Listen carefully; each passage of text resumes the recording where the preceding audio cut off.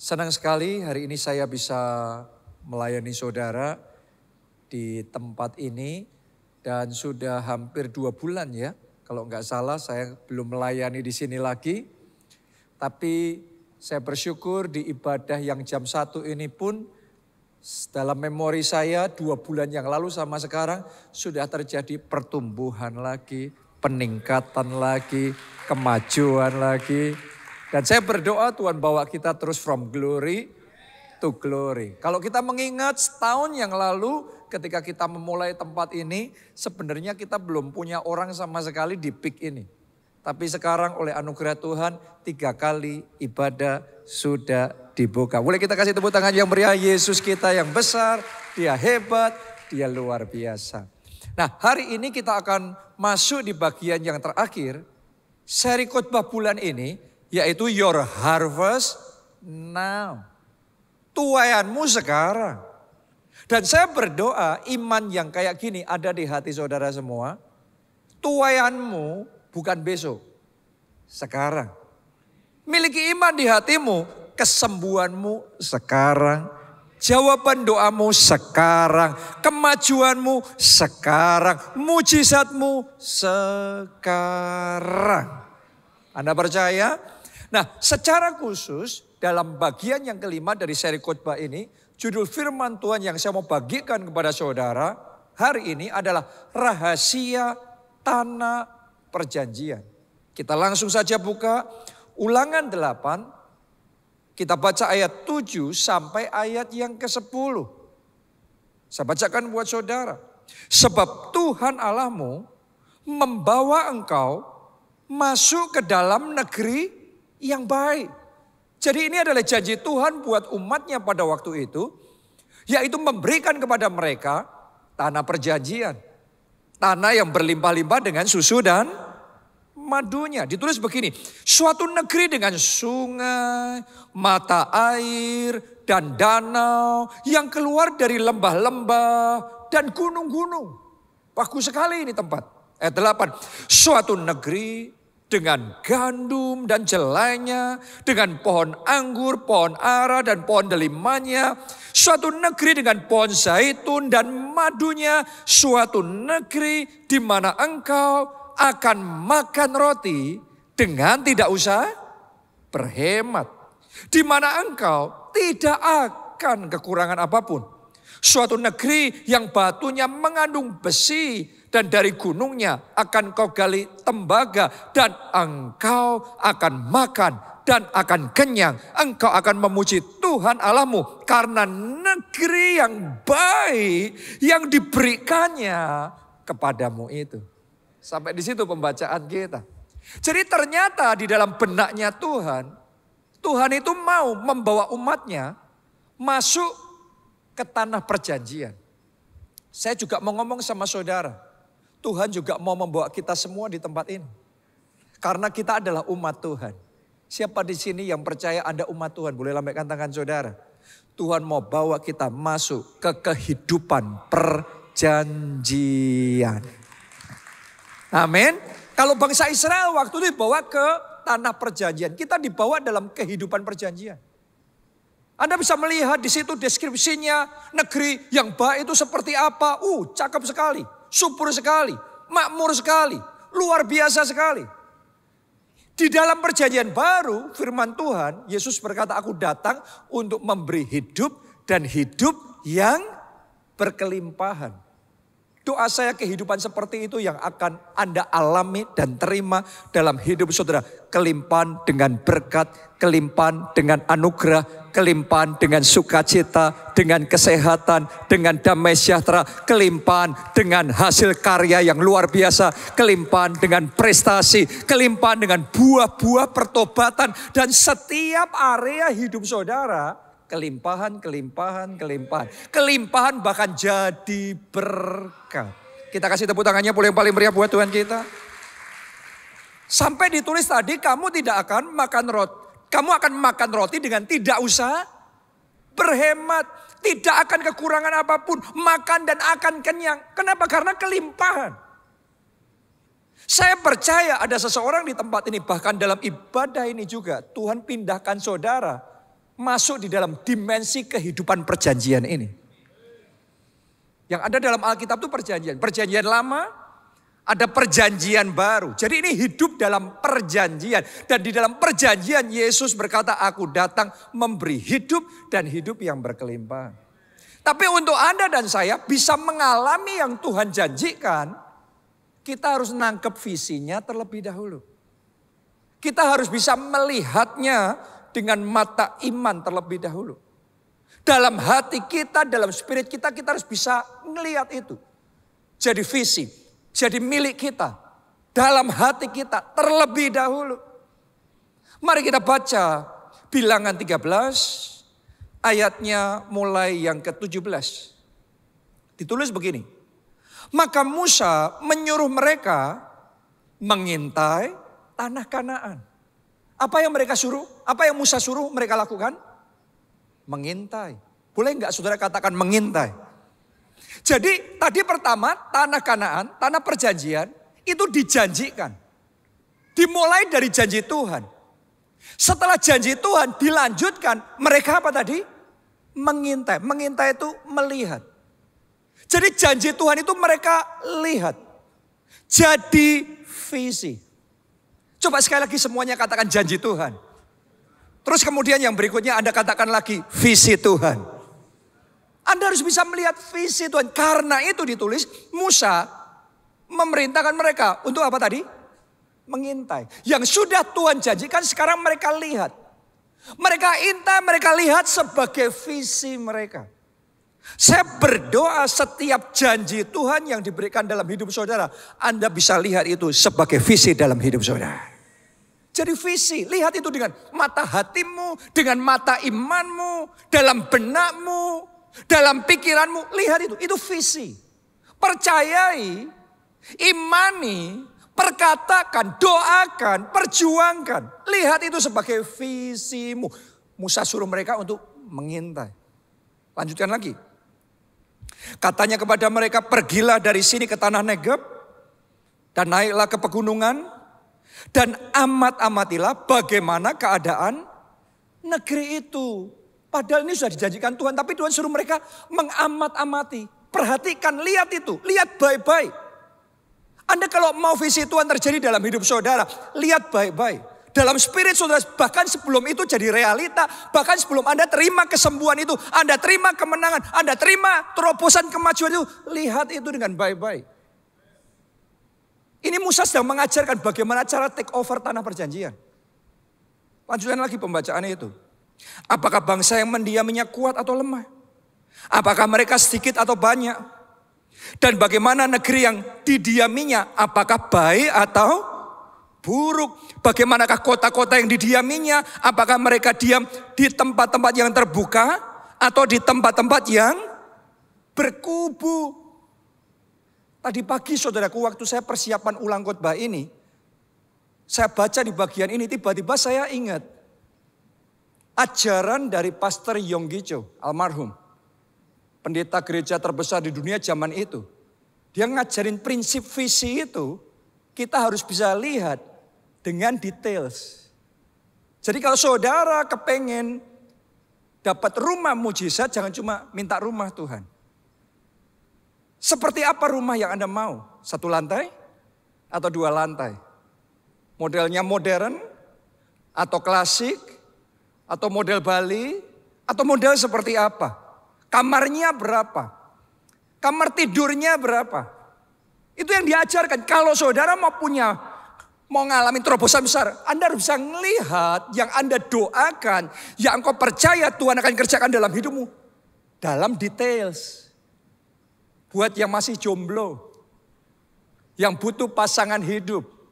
Doa saudara gimana selama ini? Tuhan minta jodoh.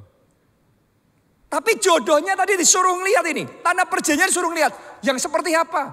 Tanahnya gemuk atau kurus? Nah, saudara lihat belum? Jodoh yang engkau minta dalam pandangan saudara, gemuk atau kurus? Tinggi atau pendek? Yes. Saya nggak punya waktu aja cerita kesaksian demi kesaksian orang-orang yang menangkap pengajaran firman Tuhan ini dan mempraktekannya maka keajaiban itu sungguh-sungguh terjadi. Banyak orang gak dapat apa-apa karena doanya terlalu general. Tuhan berkati aku, berkatnya kayak gimana? Tanah perjanjiannya kayak gimana? Jodohnya kayak gimana? Rumahnya kayak gimana? Kemajuannya kayak gimana? Keluarganya kayak gimana? Makanya Musa suruh mereka ngelihat, itu negeri seperti apa? Kondisinya gimana? Ada gunungnya, rata semua, lembahnya gimana? Tolong kasih tahu detailsnya seperti apa. Saya ngerasa seseorang sedang terinspirasi saat ini. Roh Kudus sedang membukakan sesuatu yang baru kepada saudara pada saat ini. Dan saya tahu di ibadah ini ada orang-orang di tempat ini. Terima mujizat, terima mujizat, terima mujizat. Saudara boleh katakan amin. Tepuk tangannya yang paling meriah buat Tuhan kita. Ayat 20. Dan bagaimana tanah itu? Apakah gemuk atau kurus? Apakah ada di sana pohon-pohonan atau tidak? Tabahkanlah hatimu dan bawalah sedikit dari hasil negeri itu. Waktu itu ialah musim hulu hasil anggur. Kenapa kok disuruh bawa sedikit hasil negeri itu? Sampelnya. Ngelihat dulu ini loh gambarnya itu seperti ini. Anda punya enggak gambar visi yang Anda percaya Tuhan taruh dalam hidupmu, engkau perjuangkan supaya itu sampai jadi?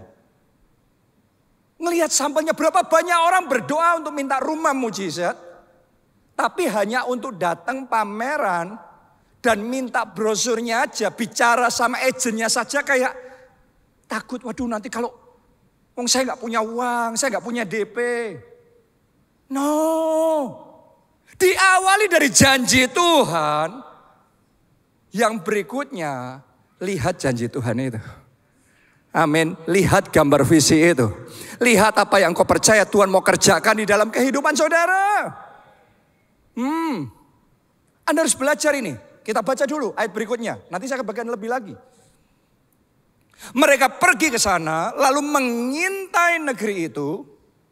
Lihat, mereka mengintai, mereka melihat negeri itu. Mulai dari padang gurun Zin sampai ke Rehob, ke jalan yang menuju ke Hamat. Mereka berjalan, semuanya katakan berjalan. Lebih keras katakan berjalan. Tadi apa sebelumnya? Mengintai, melihat. Sekarang apa? Berjalan. Coba semuanya katakan melihat. Sekarang katakan lagi berjalan. Katakan melihat dan berjalan. Saya jelasin ya nanti ya, saya bacain dulu ini. Mereka berjalan melalui tanah Negeb, lalu sampai ke Hebron. Di sana ada Ahiman, Sesai dan Talmai, keturunan Enak. Hebron didirikan 7 tahun lebih dahulu dari Soan di Mesir. Sampai di situ dulu. Oke. Jadi Tuhan, Musa suruh mereka ngelihat dan berjalan. Menjalani negeri yang Tuhan janjikan kepada mereka. Saya mau tanya sama saudara. Waktu mereka melihat dan menjalani negeri itu sudah punya mereka apa belum? Belum. Tapi mereka melihat apa yang percaya Tuhan akan berikan kepada mereka. Mereka menjalani negeri itu menurut panjangnya dan lebarnya. Daerah demi daerah, kota demi kota yang mereka percaya akan mereka dapatkan itu. Tahukah saudara yang mereka lakukan ini, yang Musa ajarkan supaya bangsa Israel lakukan, ini sebenarnya yang diajarkan oleh Tuhan kepada Abraham. Kalau Anda masih ingat kisah Abraham pisah sama Lot. Setelah pisah sama Lot, Tuhan ngomong sama Abraham. Abraham sekarang lihat ke utara, selatan, timur, barat. Karena yang kau lihat, ku berikan. Itu semua belum punya Abraham. Tapi Tuhan ngomong, yang engkau lihat, ku berikan. Makanya begini, apa yang Anda lihat itu penting. Makanya ketika saya ada di mana, saya nggak cuma lewat. Karena melihat, sekedar melihat dan melihat sebagai visi dan ada iman, ini yang Tuhan akan berikan. Itu dua hal yang berbeda.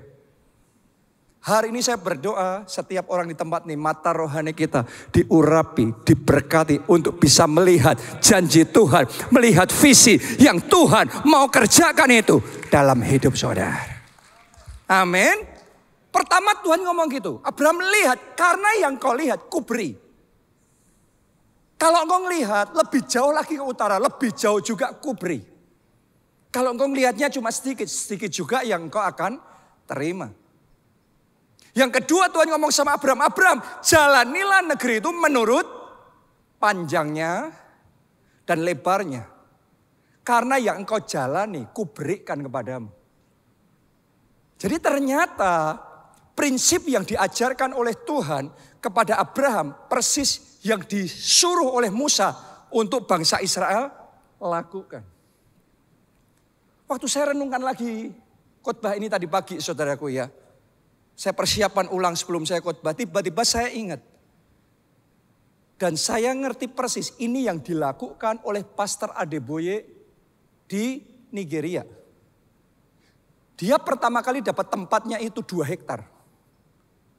Tapi setiap hari, dari sejak muda sampai sekarang sudah puluhan tahun, dia umur 81 tahun. Tiap hari dia itu doa keliling. Nah banyak orang doa keliling cuma sekedar doa keliling. Tapi dia doa keliling untuk menjalankan seperti yang dijalankan oleh Abraham. Melihat, menjalani. Melihat, menjalani. Dia tiap hari doa keliling 7 kilometer. Umur 81 tahun loh Mas Ian. Sudah sampai 81 tahun. Masih menjalani itu. Tapi tahukah saudara, tiap hari dia jalani 7 kilometer. Dia doa keliling. Dan Tuhan keep on expanding his territory. Tuhan terus memperluas dari 2 hektar. Jadi 20 hektar, jadi 100 hektar. Jadi 1000 hektar. Sekarang 50.000 hektar. 500 miliar meter persegi.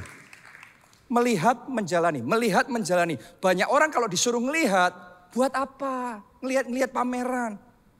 Ngelihat lokasi. DP-nya aja nggak punya. Nggak usah muluk-muluk.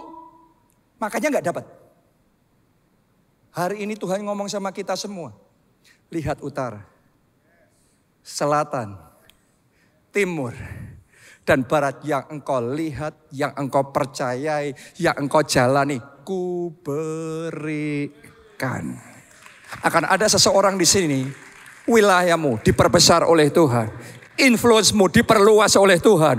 Anugerahmu, dominion di dalam kehidupanmu dilipat gandakan oleh Tuhan. Tahukah saudara, ini sebenarnya juga yang waktu itu saya belum sadar sepenuhnya, tapi saya lakukan.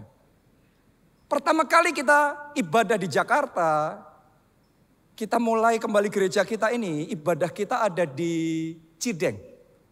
Siapa yang pada zaman itu sudah ada waktu kita masih ibadah di Cideng? Boleh angkat tangan? Oke, ada ya. Ada beberapa di sini. Cideng itu kan di Jakarta Pusat. Tapi waktu saya keliling Jakarta, saya ngelihat ke utara, selatan, timur, barat, tiba-tiba mata saya tertuju Central Park.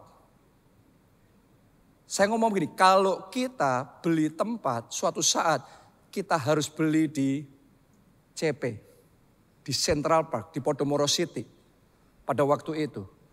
Dan kita belum punya uang, tapi nekat aja. Kita ngeliat, kita ketemu sama agennya, kita ketemu sama pimpinannya bahkan. Saya ingat sekali waktu itu mereka lagi pasarin APL Tower. Wih gagah sekali saya ketemu dan bicara sama mereka. Padahal belum punya uang. Tapi percaya bagi Tuhan tidak ada yang mustahil. Dan ketika saya tanya gimana bisa enggak gereja kita beli di sini. Saya tanya harganya, saya kaget saudaraku. Mungkin gak tahu lebih baik saudaraku ya. Saya kaget, tapi saya tetap percaya. Walaupun gak punya uang. Dan memang tidak bisa beli sampai bertahun-tahun. Sudah ngelihat, sudah doain, sudah menjalani. Tidak bisa beli sampai bertahun-tahun. Tapi saya mau ngomong begini, visi itu kayak gitu. Kalau engkau percaya dan tetap tidak bisa, jangan pernah lepaskan visi itu. Tetap percaya di hatimu, bagi Tuhan tidak ada yang mustahil. Dan Tuhan sanggup membuat yang tidak ada jadi ada. Lama bertahun-tahun, kita nggak ngelihat apa-apa. Tiba-tiba suatu saat dengan caranya yang ajaib, terobosan terjadi. Akhirnya kita dari Cideng pindah ke APL. Dan sampai di APL ngelihat lebih lagi. Dari APL pindah ke Soho Capital. Itu pun sudah sebuah sukacita dan anugerah. Dimulai dari melihat, menjalani. Melihat, menjalani. Waktu kita masih ada di Podomoro City, di Central Park. Saya itu sering sama istri saya, kalau makan keluar, kita ke Peak. Dan kita suka makan di ruko-ruko situ. Dan kalau Pak Obaja datang ke Jakarta, makan bareng sama kita ajak ke sini. Terus kemudian kalau saya menjamu mertua saya datang ke Jakarta, saya selalu ajak makan di daerah Peak. Dan kemudian saya ngomong begini, suatu saat kalau gereja kita punya tempat landed, kita mau ada di Peak. Itu perkataan yang saya ucapkan walaupun pada waktu itu melihat rasanya nggak mungkin. Anda ingat-ingat aja keadaan waktu itu seperti apa? Karena Peak itu isinya semuanya ruko. Ruko kan nggak terlalu luas, kecil-kecil. Dan harganya minta ampun sekali. Jadi bagaimana mungkin? Itu nggak kepikir, nggak kebayang. Tapi saya nggak peduli itu. Makanya gini, kalau saudara mengukur janji Tuhan selalu melihat dengan keadaanmu. Engkau janji Tuhan sembuh, tapi kan kenyataannya sakit. Laboratorium ngomongnya begini. Saudara gak bisa ngalami mujizat kalau engkau selalu membatasi Tuhan dengan keterbatasanmu. Mulai hari ini buka batasan-batasan saudara. Apapun itu janji Tuhan yang Tuhan mau kerjakan dalam hidup saudara. He is the unlimited God. Dia Tuhan tanpa batas. Kalau engkau percaya yang tidak terbatas pun Tuhan kerjakan dalam hidupmu. Amin. Haleluya. Dan dengan caranya yang ajaib. Dari yang waktu itu cuma lihat. Mungkin orang lain kalau sama-sama ke Peak cuma makan dan menikmati dan kagum, heran. Tapi saya enggak kayak gitu. Saya percaya kemanapun Tuhan menuntun langkah saya, itu sesuatu yang ilahi. Dan saya percaya tidak ada yang kebetulan dalam hidup saya. Karena itu kalau saya suka makan di daerah itu pun, saya percaya ada sesuatu yang Tuhan akan kerjakan. Dan itu sebabnya saya mulai perkatakan, lama sudah itu, butuh waktu lama sekali loh. Tapi dengan cara Tuhan yang ajaib, Dia sanggup buat kita terpesona. Dan hari ini kita ibadah di tempat ini. Yang engkau lihat, kuberikan kepadamu. Yang engkau jalani, kuberikan kepadamu. Jadi hari ini saya berdoa mata rohani saudara dibukakan. Untuk melihat keluargamu bisa diselamatkan. Suamimu bisa dipertobatkan. Pernikahanmu bisa dipulihkan. Ngelihat itu enggak? Karena kalau engkau belum melihat itu, engkau belum bisa terima apapun. Dimulai janji Tuhan, setelah janji engkau harus melihat. Yang kau lihat, ku berikan. Mulai hari ini lihat, seisi keluarga besarmu diselamatkan. Mulai hari ini lihat dalam hidupmu selalu ada anugerah demi anugerah. Akan ada sukacita yang baru. Akan ada damai sejahtera yang berlimpah-limpah. Dan kasih Allah yang luar biasa di dalam keluarga saudara. Anda yang percaya boleh berikan tepuk tangan yang paling meriah buat Tuhan kita. Saya ngomong sama saudara, saya kalau cerita kayak gini, ini bisa nggak khotbah, cuma cerita kesaksian aja.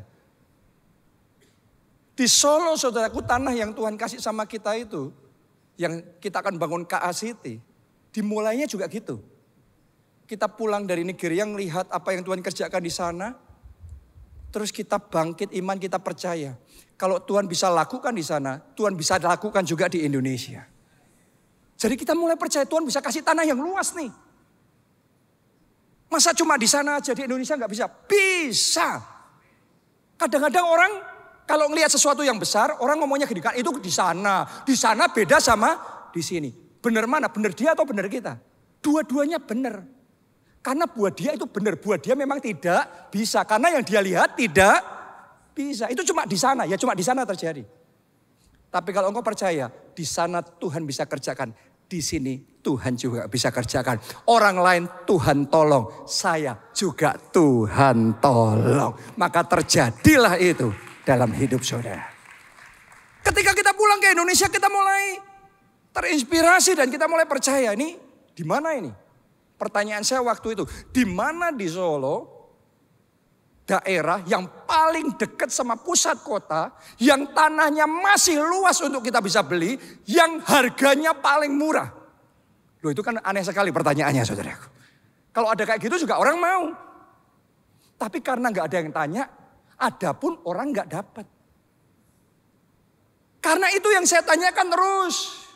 Saya tanya, saya ketemu sama orang, saya survei, saya ajak Pak Obaja, saya ke Solo, saya ajak Pak Obaja naik mobil ke utara, ke selatan, ke timur, ke barat, terus ketemu, ngobrol, research, terus cari. Dan dengan caranya yang ajaib Tuhan tuntun ke situ. Ada yang pernah diajak ke sana ya? Kalau trafiknya normal, nggak pas crowded, kalau normal itu dari pusat kota, dari balai kota, dari gereja kita sampai ke tanah 20 hektar itu hanya 15 menit. Dan kita dapat itu luas, saya berdoa dan percaya keep on expanding. Dan kita dapat itu benar-benar dengan harga mujizat. Karena bagi Tuhan tidak ada yang mustahil. Seseorang sedang Tuhan berikan rumah mujizat. Jodoh mujizat. Anak mujizat. Kemenangan mujizat. Proyek mujizat. Yang tidak masuk akal, yang terlalu besar. Tapi karena engkau percaya. Sekarang saya berdoa, terjadilah, terjadilah, terjadilah, terjadilah. Katakan amin 3 kali. Amin, amin, amin. Tepuk tangannya yang paling meriah buat Tuhan kita. Lanjutkan pembacaan tadi, ayat yang ke-23. Ketika mereka sampai ke lembah Eskol, dipotong mereka lah di sana suatu cabang dengan standan buah anggurnya. Disuruh motong cuma standan aja. Lalu apa? Berdualah mereka menggandarnya. Sampai itu aja pembacaan kita. Standan buah anggur, tapi harus dipikul berapa banyak orang? 2 orang. Ada di sini yang beli standan buah anggur di supermarket harus dipikul 2 orang? Kita bawanya cuma gini, saudaraku. Ada nggak ya gambarnya ya? Tapi anggur di tanah perjanjian, besarnya lihat. Itu kayak manusia, bahkan lebih besar dari manusia. Karena itu harus digotong oleh 2 orang. Saya mau ngomong begini sama saudara. Panennya di tanah perjanjian berkali lipat. Jauh lebih banyak dibandingkan tanah-tanah yang lain. Ada seseorang di sini berani percaya itu. Tuhan bawa hidupmu ke hidup perjanjian. Mulai hari ini akan ada panen berkali lipat. Akan ada kemenangan berkali lipat. Akan ada kesehatan berkali lipat. Akan ada kebahagiaan berkali lipat. Damai sejahtera berkali lipat dalam hidup saudara. Tepuk tangannya pula yang paling meriah buat Tuhan kita. Pekerjaannya sama, bidangnya sama, karirnya sama. Begitu engkau dipindahkan sama Tuhan ke dimensi hidup perjanjian, tanah perjanjian. Hasilnya berkali lipat. Sama-sama melayani Tuhan, sama-sama bersaksi mulai hari ini. Yang akan bertobat, keselamatan jiwa-jiwa yang akan terjadi, Tuhan kerjakan melalui hidup saudara. Berkali lipat. Hidup saudara akan dipakai oleh Tuhan selama mungkin sekian tahun. Dari bertobat sampai hari ini Anda belum pernah berhasil untuk bawa jiwa buat Yesus. Tapi begitu Tuhan urapi, Tuhan berkati saudara, Tuhan pindahkan Anda masuk ke dimensi perjanjian. Maka seisi keluargamu akan dipertobatkan. Teman-temanmu akan diselamatkan. Untuk kemuliaan nama Tuhan. Tepuk tangannya yang paling meriah buat Tuhan kita. Panen berkali lipat dimulai dalam hidup saudara. Tepuk tangannya sekali lagi yang paling meriah buat Tuhan kita. Nah pertanyaannya sekarang, kok bisa di tanah perjanjian kayak gitu? Apa yang menyebabkan panennya bisa berkali lipat? Besar sekali. Mari kita baca Ulangan 11 ayat 10, kita mulai. Sebab negeri kemana engkau masuk untuk mendudukinya, bukanlah negeri seperti tanah Mesir, dari mana kamu keluar. Yang setelah ditabur dengan benih, harus kau airi dengan jerih payah, seakan-akan kebun sayur. Jadi di babak sebelumnya mereka sudah bercocok tanam, tapi itu susah sekali, hasilnya pun terbatas. Nah ini di-compare nih, sama di tanah perjanjian gimana? Lihat ini, ayat 11. Tetapi negeri kemana kamu pergi mendudukinya, ialah negeri yang bergunung-gunung dan berlembah-lembah, yang mendapat air, semuanya katakan air, sebanyak hujan yang turun dari langit. Suatu negeri yang dipelihara oleh Tuhan Allahmu, mata Tuhan Allahmu tetap mengawasinya dari awal sampai akhir tahun. Jadi ternyata yang membuat tanah perjanjian itu dibandingkan dengan tanah-tanah lain di daerah sana begitu subur, hasilnya begitu melimpah dan luar biasa adalah karena di tempat itu airnya melimpah. Tanahnya sama, pertaniannya sama, benihnya sama. Kalau yang satu airnya sedikit dan yang satunya lagi airnya melimpah, hasilnya beda loh. Saya baru saja beberapa waktu yang lalu mendengar di banyak daerah di Indonesia dan di dunia, ini sedang musim kemarau yang panjang, El Nino, panas sekali. Akibatnya banyak sawah yang kekurangan air. Gara-gara kekurangan air, ketika panen itu bulir-bulirnya kosong semua. Hasilnya sedikit. Sehingga petani-petani yang ladangnya kecil, tadinya mereka bisa panen dan makan dari situ, lebihnya dijual. Sekarang karena hasilnya sedikit, hanya cukup untuk makan. Mereka nggak punya apa-apa untuk dijual. Kenapa? Airnya kurang. Tapi ketika airnya berlimpah, ladang yang sama, hasilnya melimpah juga. Akan ada seseorang di tempat ini, Tuhan bawa saudara masuk ke dimensi perjanjian. Dan mulai hari ini panenmu bukan panen tipis. Panen raya. Dalam segala sesuatu yang kau kerjakan, ada panen raya berkat Tuhan. Ada panen raya mujizat. Panen raya kemenangan-kemenangan besar terjadi dalam hidup saudara. Nah, kuncinya kalau ladang hasilnya melimpah apa tidak? Air. Kalau itu bicara hidup kita, kita juga butuh air yang dari Tuhan. Yang membawa kehidupan, yang membawa kesegaran, air yang membangkitkan semangat yang baru dan membawa kembali ketajaman dalam hidup kita. Karena hidup dengan semangat dan tanpa semangat, hasilnya pasti beda. Sama-sama Anda bekerja, yang satu kerja dengan semangat, yang satu gak punya semangat. Menurut saudara suksesnya sama apa beda? Jauh. Sama-sama meeting. Yang satu meeting sudah gak mood, gak semangat, bosen, jenuh-jenuh. Yang satu semangat untuk meeting. Kreativitasnya sama apa beda? Beda. Dan itu yang membuat hasilnya berbeda. Karena itu kita butuh air yang dari Tuhan. Yang mengembalikan kesegaran kita kembali. Yang membangkitkan semangat kita kembali. Karena semangat itu menentukan menang kalahnya kita. Dalam pertandingan hidup ini. Amsal 18 ayat yang ke-14. Bagian pertama saja. Orang yang bersemangat. Semuanya katakan semangat. Oh, Anda harus ngomong semangat bukan semangat. No, semuanya katakan semangat. Semuanya katakan aku harus semangat. Orang yang bersemangat apa? Dapat menanggung penderitaannya. Semua orang itu punya persoalan masing-masing. Pergumulan masing-masing dan that is life. Selama kita hidup akan ada penderitaan, persoalan, pergumulan. Tapi Alkitab ngomong orang yang bersemangat dapat. Kalau tanpa semangat tidak dapat.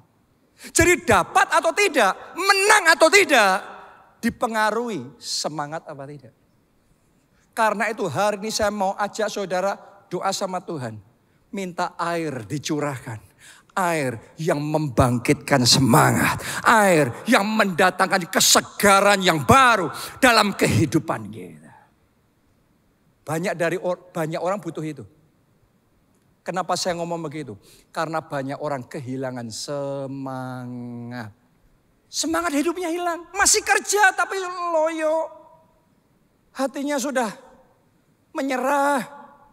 Menjalani hidup ini dengan jenuh, berat, isinya sumpek, capek. Tatapan matanya kosong, hampa. Kayak nggak ada gairah baru dalam kehidupan, kayak nggak ada semangat.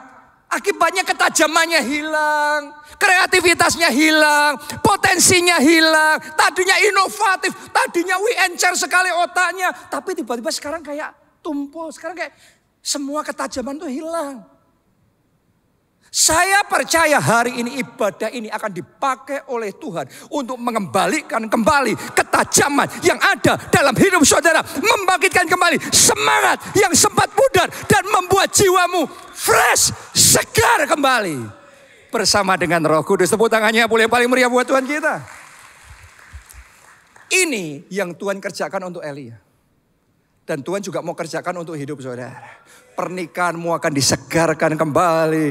Masa depanmu akan disegarkan kembali. Keluargamu, kesehatanmu disegarkan kembali sama Tuhan. Karena ada air kehidupan itu.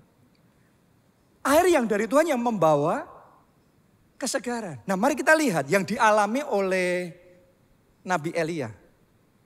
Kalau saudara ingat kisah Nabi Elia yang sangat terkenal. Dia perang melawan Nabi Baal. Ratusan dan dia menang. Tapi setelah dia menang, muncul lawan baru yaitu Isabel, ini ratunya. Yang ngancam dan mengintimidasi, mati kamu. Mau dibunuh. Saudaraku sampai di titik tertentu, orang berjuang. Kalau terus saja ada lagi. Persoalan gak habis-habis lagi. Lama-lama capek deh. Itu yang dialami oleh Elia.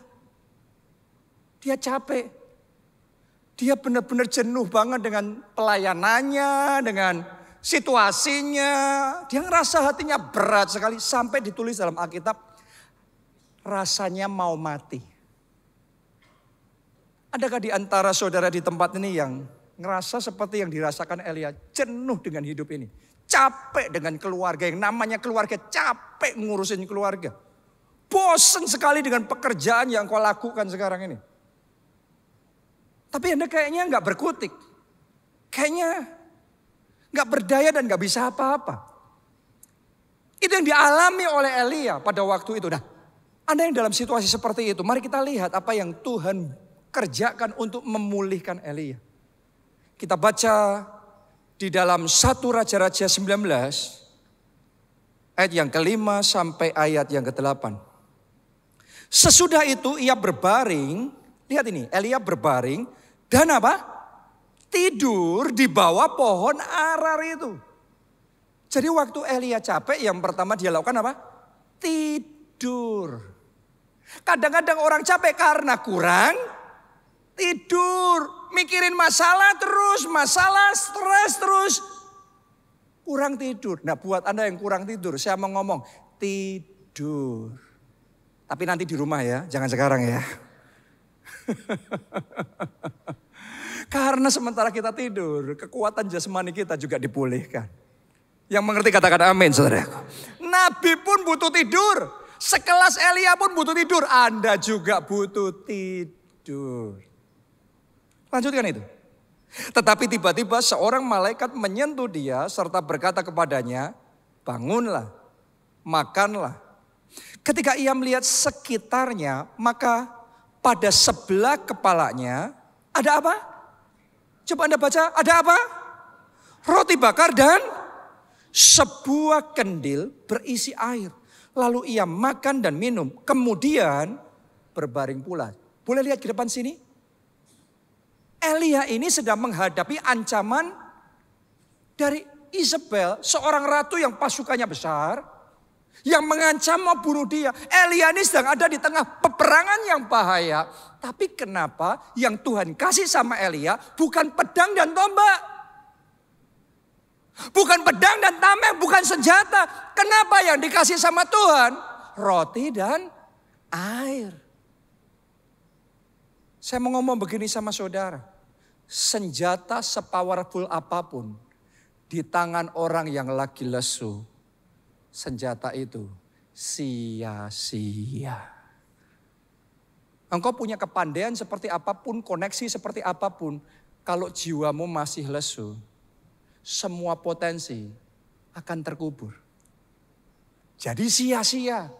Anda punya yang hebat di tangan saudara, orang lain ngiri-ngiri. Dan kalau dapat apa yang Anda punya, itu mujizat besar. Tapi Anda ngelihat itu kayak nothing. Kayak pekerjaanmu nothing, kayak keluargamu nothing, kayak mobilmu nothing, kayak rumahmu nothing. Kenapa? Jiwanya lagi berat. Semuanya sia-sia. Karena itu yang Tuhan kasih, bukan senjata. Pertama Tuhan kasih sama Elia, roti dan air. Kenapa? Karena roti yang dari Tuhan akan mendatangkan kekuatan yang baru. Air yang dari Tuhan akan mendatangkan kesegaran yang baru. Ada orang di tempat ini sama seperti Elia, yang engkau butuhkan bukan uang lebih banyak dulu, bukan modal lebih besar, bukan koneksinya dulu. Yang Anda butuhkan kesegaran yang dari Tuhan, kekuatan yang baru, yang kalau Anda terima maka kebangkitan akan terjadi. Katakan amin. Tepuk tangannya pula yang paling meriah buat Tuhan kita. Saya berdoa di ibadah ini engkau dapat roti kekuatan yang dari Tuhan dan air kesegaran yang menyegarkan jiwa saudara. Ini yang Tuhan mau. Dan bahkan sudah mulai dari sejak sekarang. Ada orang-orang di tempat ini, Anda sedang menerima impartasi kekuatan baru itu. Yang tadinya sudah lemah, sudah capek. Ini kekuatan baru mengalir dalam hidup saudara. Jiwamu sedang disegarkan oleh air kehidupan Tuhan itu. Semangatmu sedang dibangkitkan oleh Tuhan. Ini yang diterima oleh Elia waktu itu. Dia dapat roti dan air yang menguatkan, yang menyegarkan.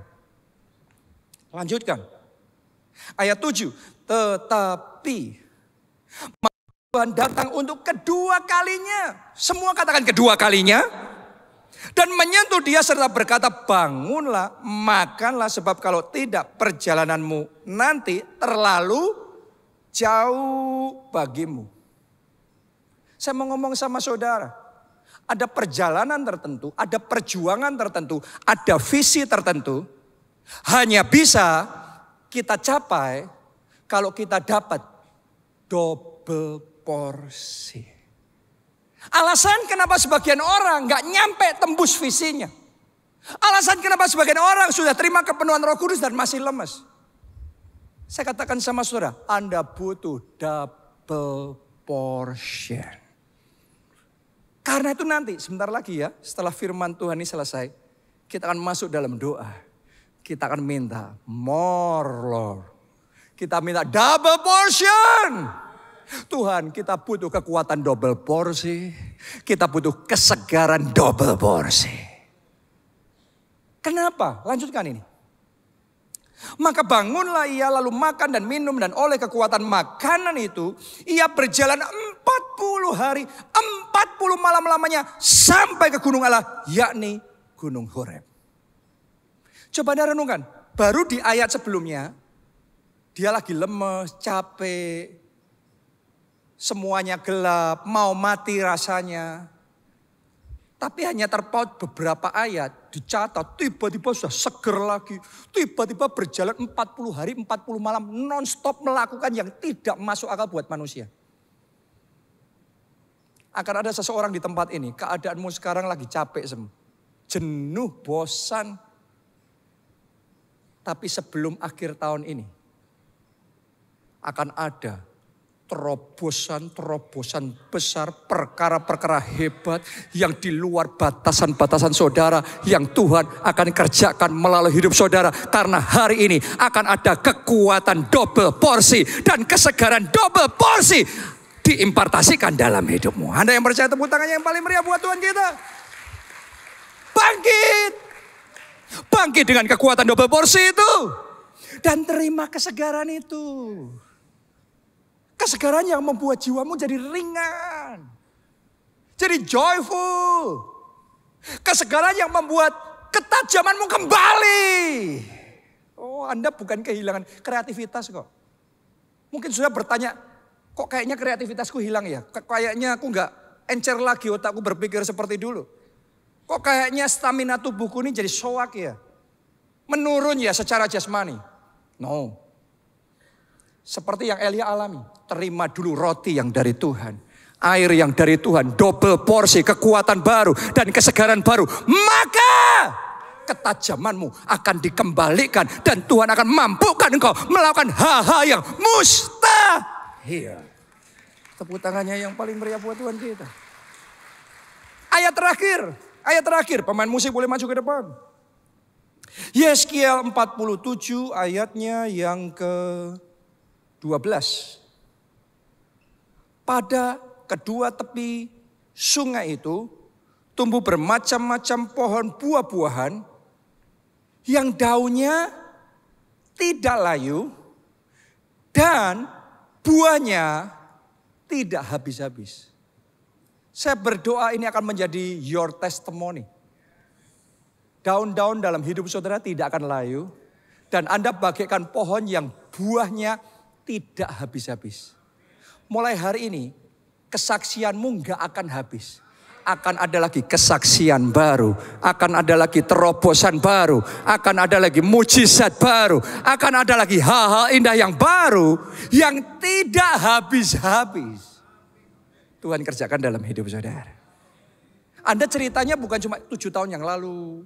15 tahun yang lalu. 30 tahun yang lalu. Yes, itu tetap Anda saksikan. Tapi selalu akan ada buah yang baru yang muncul lagi. Terus muncul lagi. Tidak habis-habis.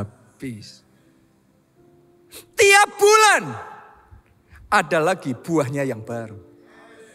Minimal tiap bulan ada kesaksian yang baru. Ada kemenangan baru. Ada terobosan baru yang Anda bisa ceritakan. Sebab pohon-pohon itu mendapat air dari tempat kudus itu. Sekarang air itu sedang mengalir. Buahnya menjadi makanan. Dan daunnya menjadi obat. Wow, ini ayat ini akan jadi kesaksian. Orang-orang yang percaya. Berapa banyak yang percaya? Kita kasih tepuk tangan yang paling meriah buat Tuhan kita. Mari kita bangkit berdiri. Bangkit berdiri. Tahukah saudara, Tuhan itu sumber kekuatan. Manusia dengan segala kegemilangannya, kekuatannya terbatas. Tapi kekuatan Tuhan unlimited, tanpa batas. Dia sumber kesegaran juga. Kalau Anda jadikan dia sebagai sumbermu, hidupmu gak akan pernah layu, semangatmu gak akan pernah pudar, kreativitasmu gak akan pernah habis, solusi-solusi, ide-ide yang muncul gak akan pernah buntu, selalu ada. Tapi sumbernya Tuhan. Karena itu saya mau beri kesempatan buat saudara yang belum pernah undang Yesus sebagai Tuhan dan Juru Selamat. Ayo buka hati saudara. Ajak dia masuk. Jadi Tuhan dan Juru Selamatmu. Engkau akan terima pengampunan dosa. Engkau akan terima hidup yang kekal. Jaminan yang pasti bisa masuk dalam kerajaan surga. Dan dia akan menjadi sumber kehidupan saudara. Anda yang mau angkat 2 tangan, ikuti doa ini. Katakan, Tuhan Yesus, masuklah dalam hatiku. Jadi Tuhan dan Juru Selamatku. Ampuni dosa-dosaku. Selamatkan aku ya Tuhan. Mulai sekarang hidupku milik Tuhan Yesus. Aku mau ikut Yesus, melayani Yesus, bawa jiwa buat Yesus untuk kemuliaan nama Tuhan. Thank you Jesus. Amen. Yang berikutnya, yang kedua, saya mau ajak saudara berseru sama Tuhan. Minta air kesegaran itu. Oh, karena Yesus berkata, hai engkau yang letih lesu dan berbeban berat, datanglah kepadaku. Aku akan memberikan kelegaan kepadamu.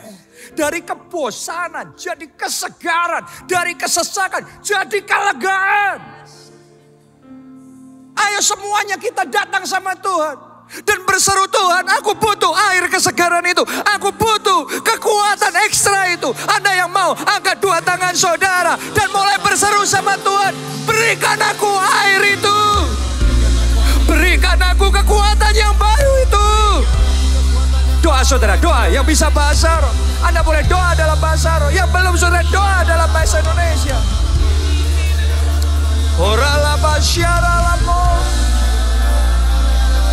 Sikirala masya. Haleluya. Haleluya.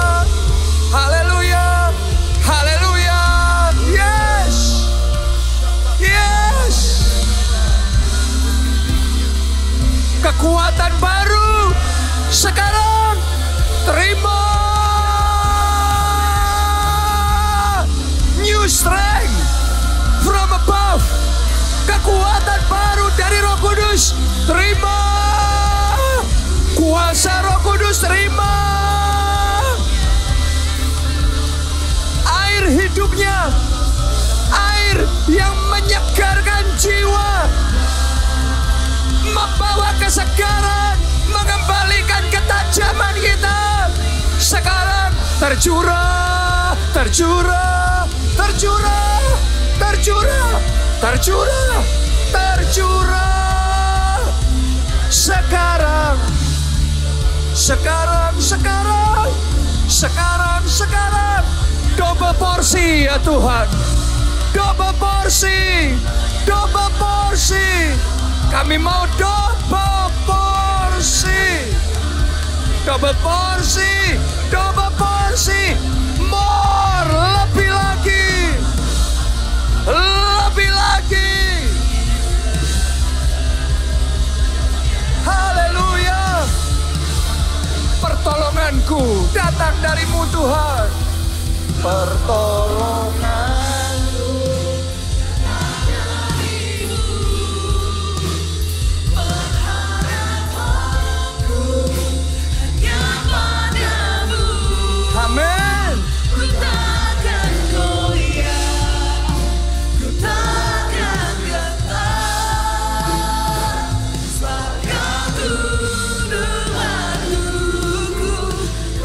Sekarang cepat saja. Pertolonganku, pengharapanku, kekuatanku, kesegaranku, kemenanganku. Amin. Amin. Mari semuanya. Yang terakhir, yang terbaik. Lambaikan dua tanganmu, katakan. Pertolonganku datang darimu. Pengharapanku hanya padamu.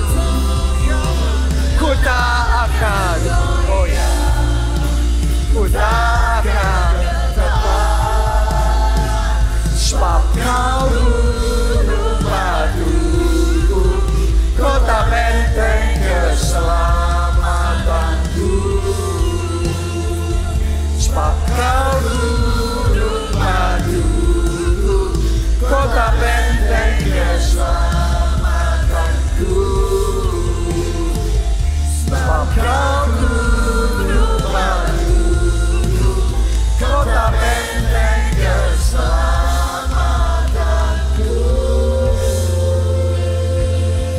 Jesus.